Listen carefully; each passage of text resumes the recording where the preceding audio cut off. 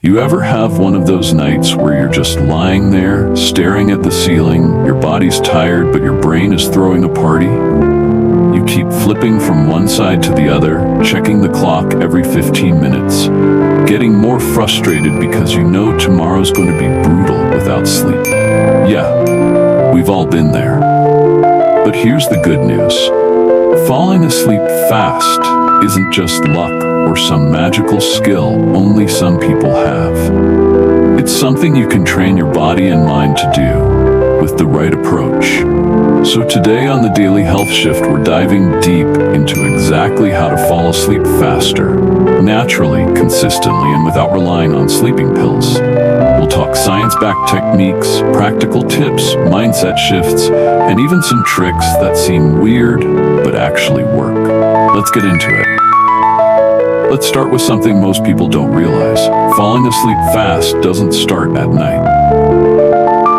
It actually starts in the morning. I know that sounds backward, but it's true. One of the biggest keys to fast, quality sleep is having a consistent circadian rhythm. That's your body's natural sleep-wake cycle.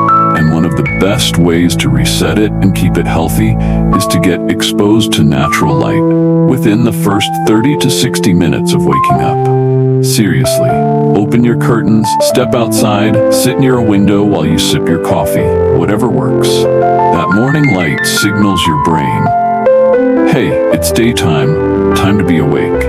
It helps suppress melatonin, the sleep hormone, during the day so your body can build it up properly later. People who do this actually fall asleep faster and sleep deeper at night. And speaking of melatonin, let's talk about light at night, because that's where a lot of us sabotage ourselves without realizing it. If your room is bright at night, especially with blue light from phones, TVs, or even overhead lights, your brain gets confused. It still thinks it's daytime, so it doesn't produce enough melatonin. That's why experts recommend dim lights at night and cutting screens at least 30 to 60 minutes before bed. If that feels hard, at least try blue light blockers or enable night shift mode on your devices. Or go in school, read a book with a warm lamp. It sounds small, but it makes a massive difference. Now, let's talk about the bedtime routine, because your brain loves rhythm and signals. If you do the same few calming things every night before bed, your brain starts to associate those things with sleep. This can be super simple. Maybe you take a warm shower, brush your teeth, do a few minutes of light stretching or breathing, and then read a few pages from a book. After a week or two, those steps become your body's way of saying, oh, okay, we're winding down now. Sleep is coming. That kind of mental cue system is powerful. Think about it like training a puppy, except the puppy is your nervous system. You're building associations and expectations that help you transition from day mode into sleep mode. But what if you're in bed, lights are off, everything's quiet, and your brain just won't shut up? This is a big one. Most of the time, we don't struggle to fall asleep because of our bodies. It's our minds. We're worrying, thinking about tomorrow, replaying awkward moments from 5 years ago, stressing about emails, life, bills, relationships, you name it. That's where the brain dump technique comes in. Seriously underrated. About 30 minutes before bed, just grab a piece of paper or a journal and write everything down. Your to-do list for tomorrow, anything that's bothering you, random thoughts swirling in your head, just get it out. There's something about writing it down that frees your brain from feeling like it has to hold on to everything. It says, okay, we've acknowledged it. We don't need to think about this while we're trying to sleep. Another super effective method is something called the 4-7-8 breathing technique. It's a simple pattern. Inhale for 4 seconds, hold for 7, exhale for 8. You repeat this a few times, and it literally calms your nervous system. It slows your heart rate, lowers your blood pressure, and helps your body drift into a relaxed state. It's like flipping the off switch for your stress response. I know some people feel weird about breathing techniques or think it's just new age fluff, but try it. It's backed by real science. The breath controls the nervous system way more than we give it credit for. Now let's go even deeper. Have you ever heard of body scanning or progressive muscle relaxation? This technique is gold when you're lying in bed and can't seem to get comfortable. Here's how it works. You start at your feet. You tense the muscles in your toes and feet, hold it for a few seconds, and then let go completely. Then you move up to your calves, same thing. Tense, hold, release. Then your thighs, your glutes, your stomach, chest, arms, neck, jaw, even your forehead. By the time you finish, your entire body is heavy and relaxed, and your mind has been focused on something other than stress or overthinking. This is often enough to help people fall asleep naturally without medication. Alright, coming up in the next part, we're going to talk about the weird habits that wreck your sleep without you realizing. The role of temperature, how caffeine timing can mess with you even if you're not drinking it late, and some powerful supplements that actually help without creating dependence. And stick around to the end because I'm going to give you a 3-step sleep ritual you can start tonight that combines all these techniques into a simple, powerful routine. This is the Daily Health Shift, and we're just getting started. Now let's talk about something sneaky that affects almost everyone's sleep without them realizing it: temperature. See, your body actually needs to cool down in order to fall asleep. That's part of the natural process as your core temperature drops and signals your brain that it's time to rest. So if your room is too hot, even if you don't feel sweaty or uncomfortable, it can stop you from drifting off quickly. The sweet spot for sleep? Somewhere around 65 to 68 degrees Fahrenheit. Yeah, that's cooler than most people think. If you've been cranking the heat or sleeping under heavy blankets, you might be sabotaging your sleep. One cool trick, no pun intended, is to take a warm shower about an hour before bed. It sounds like it would heat you up, right? But what it does is open up your blood vessels. When you step out of the shower, your body cools down faster, helping you relax and fall asleep more quickly. It's like priming your body to enter rest mode. And while we're on environmental factors, let's talk about noise. Even low-level sounds, like a dripping faucet, traffic outside, or your neighbor's TV, can keep your brain in a lighter stage of sleep or delay your ability to fall asleep. That's where white noise or sleep sounds can help. Think soft rain, ocean waves, a fan, or even a low hum. These consistent sounds can mask sudden noises and signal to your brain that it's safe to relax. There are tons of apps and YouTube playlists for this, or you can use a white noise machine if you want to keep it simple. Now let's bring up the big one, caffeine. I know you've heard it before, but here's the thing. It's not just about not drinking coffee at night. Caffeine has a half-life of around 5 to 6 hours. That means if you have a cup at 3 p.m., a big chunk of that caffeine is still in your system by 9 or 10 p.m. Even if you feel like caffeine doesn't affect your sleep, studies show it can reduce the quality of your deep sleep. So you might fall asleep, but your body doesn't get the rest it needs. That's why experts recommend cutting off caffeine by early afternoon, especially if you're sensitive to it. If you love having something warm and cozy in the evening, try a caffeine-free herbal tea like chamomile, lemon balm, or passion flower. These have calming effects that support sleep without messing with your nervous system. Now what about supplements? What if take anything? Should you take anything? Good question. The truth is, you don't need supplements to sleep better, but some people do find them helpful as part of their evening routine.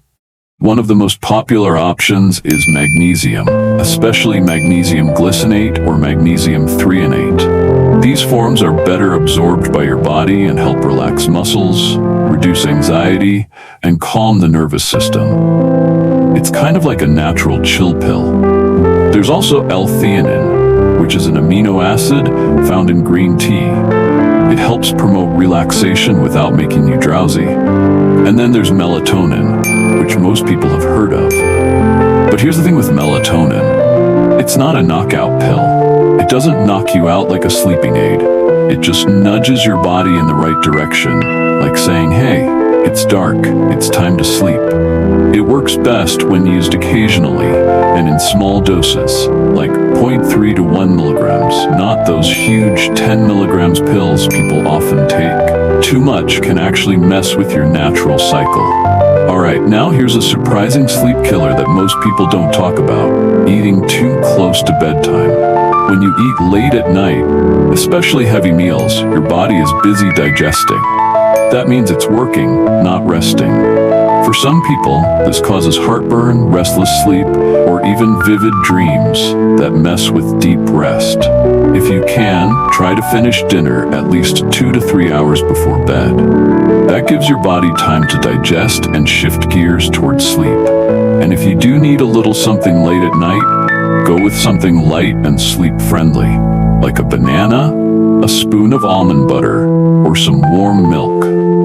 Now let's shift to something deeper: your mindset about sleep. A lot of people fall into this trap where they start stressing about sleep. They lie in bed thinking, I have to fall asleep now, I need at least 6 hours, I have a big day tomorrow, I can't be tired. And the more you think about it, the more awake you feel. It becomes a vicious cycle. Here's a powerful mindset shift. Stop trying to fall asleep. Instead, focus on relaxing. Your goal isn't sleep, it's rest. If you're lying in bed, eyes closed, breathing slow, muscles relaxed, you're still resting. That rest alone has value, even if it's not full sleep yet. Ironically, when you take the pressure off, sleep tends to come faster. The more you chase it, the more it runs away. But when you let go, it sneaks up on you. One thing I recommend for people who deal with that anxious bedtime mind is listening to calming narration, like sleep stories, ASMR, or guided meditations. There are entire channels and apps dedicated to this, and they can help distract your mind gently until you drift off without even realizing it. Alright, we've covered a lot. Now let's put it all together into a simple system. A 3-step sleep ritual you can try tonight. First, start at least an hour before bed. Dim the lights, turn off any bright screens, and do something low stimulus like reading, stretching, or journaling. This tells your body we're shifting into rest mode. Second, spend 10 to 15 minutes doing a body-mind wind-down. That could be your 4-7-8 breathing, some light stretching, or that progressive muscle relaxation we talked about. Maybe sip on some herbal tea or take a warm shower to help your body cool down. Then finally, when you get into bed, do your mental reset. Remind yourself you're not trying to sleep, you're simply resting. Close your eyes, take a few deep breaths, and let your body sink into the mattress. Focus on relaxing, not sleeping.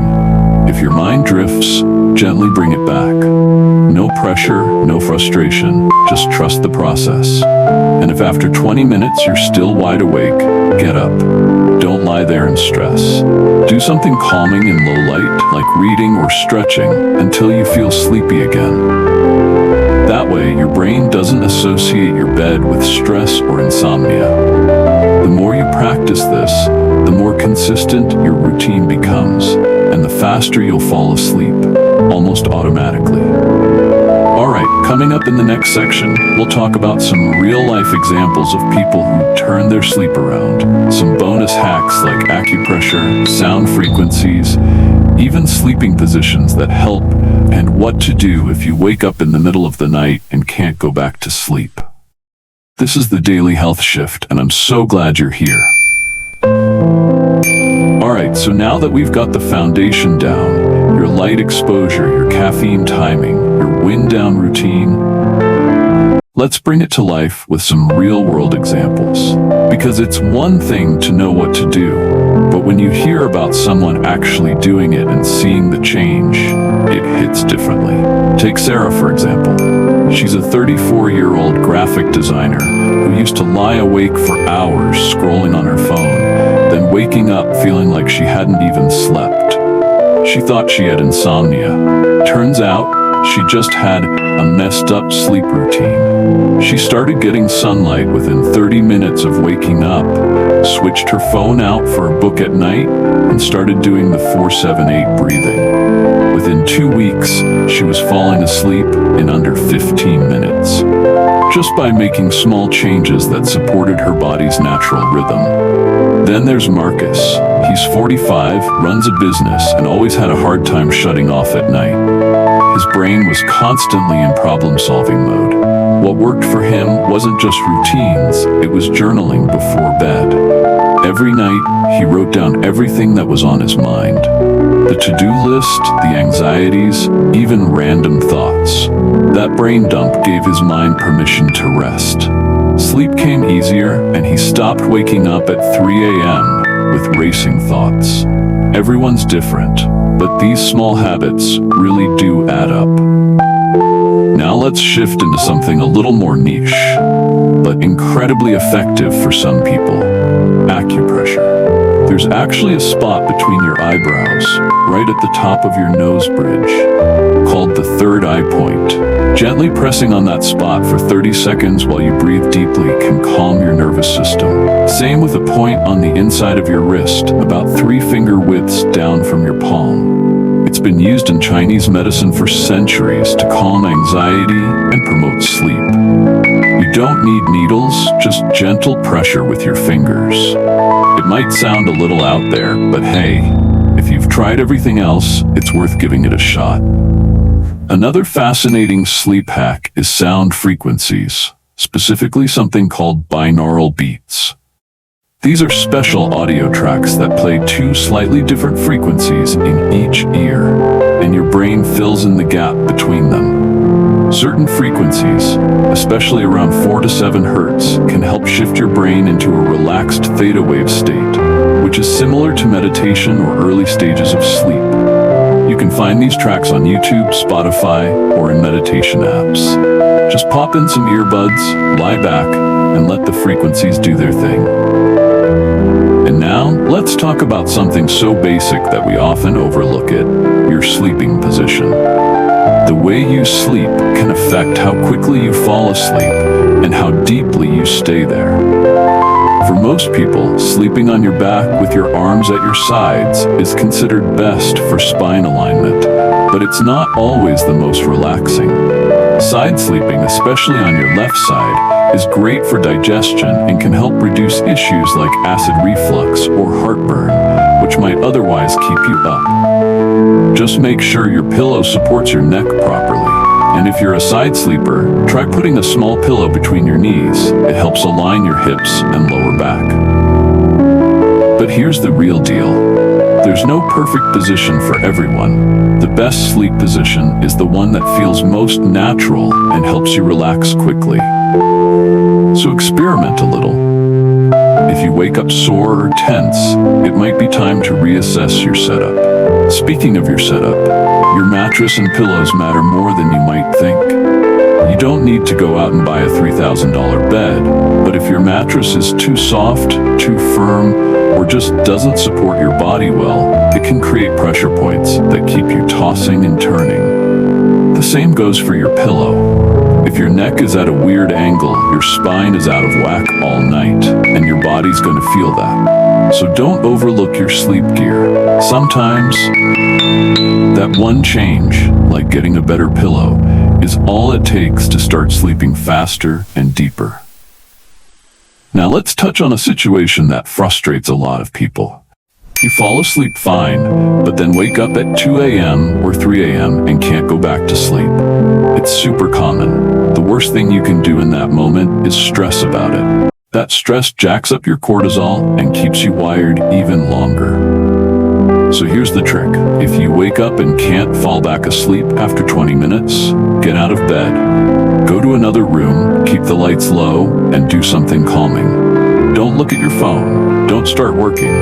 Read something boring. Listen to soft music. Do some light stretching. And when you feel sleepy again, go back to bed. Why does this work? Because you're retraining your brain to associate your bed with sleep, not with tossing and turning. It's a long-term fix, not a quick one, but it works. Now, before we wrap up, I want to share one last technique. It's not something everyone talks about, but it's been a game changer for me personally and for a lot of people I know. It's what I call the letting go mindset. Here's how it works. When you're lying there in the dark and your brain won't turn off, don't fight it. Instead, imagine your thoughts like clouds passing by. You don't chase them. You don't resist them. You just notice them, let them float by, and come back to your breath. Say to yourself, it's okay to be here. I don't need to force sleep. I'm safe. I'm resting. Sleep will come when it's ready. This kind of radical acceptance of the moment, of your body, of your thoughts, ironically makes it way easier for sleep to sneak in. Because when you stop resisting, your nervous system calms down, and that's the true gateway to rest. Alright, let's bring this full circle. If there's one thing I hope you take away from this video, it's that good sleep isn't a mystery or a gift only some people have. It's a skill. It's a rhythm. It's a collection of small habits that work together to help your body and mind wind down and let go. So whether it's getting that morning sunlight, cutting caffeine earlier, winding down with a ritual, or learning how to stop chasing sleep and just rest, you've got tools now. You've got a plan. And it's something you can start tonight. And listen, if you try one thing from this video, just one, make it the wind down ritual. Give yourself 30 to 60 minutes to unplug, slow down, and breathe. Treat it like self-care, not just getting ready for bed. Because the way you fall asleep sets the tone for your entire next day. And if you're ready to make better sleep a regular thing, not just a one-night miracle, stick around because we're doing this together. This is the Daily Health Shift, and I'm here to help you live better, one shift at a time. Don't forget to like this video, subscribe, and share it with someone who needs better sleep tonight. And if you've got your own tips or tricks that help you fall asleep faster, drop them in the comments. I read every single one, and I'd love to hear what's worked for you. Until next time, rest well, sleep deep, and I'll see you in the next video.